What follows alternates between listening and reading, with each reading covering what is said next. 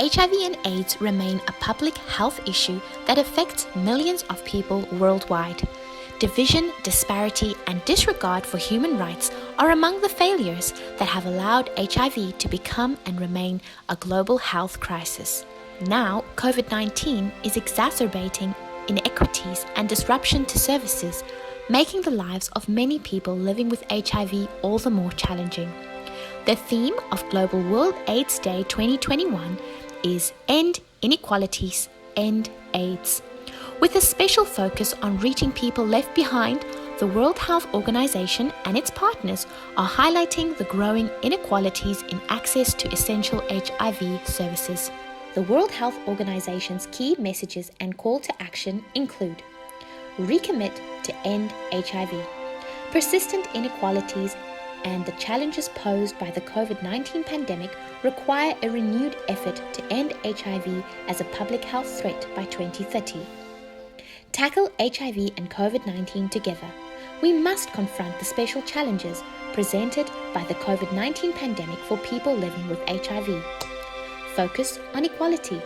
We must ensure that everyone, everywhere has equal access to HIV prevention, testing, treatment, and care, including COVID-19 vaccinations and services. Concentrate on those left behind. The World Health Organization recommends a renewed focus on countries and populations that are still missing out in the global response to HIV and AIDS.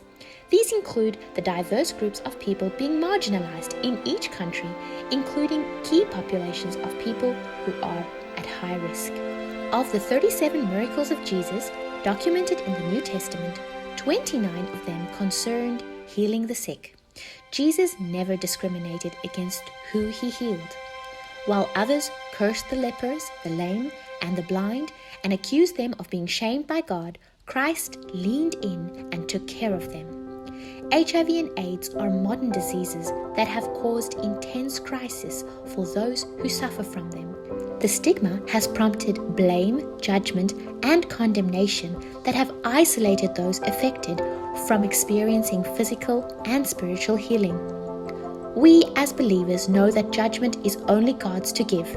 Therefore, let us educate ourselves on the complexity of these diseases and follow Jesus' example of ministering to those afflicted, not as lesser beings, but as children of God.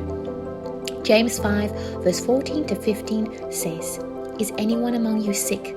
Let him call for the elders of the church and let them pray over him, anointing him with oil in the name of the Lord. And the prayer of faith will save the sick, and the Lord will raise him up. And if he has committed sins, he will be forgiven."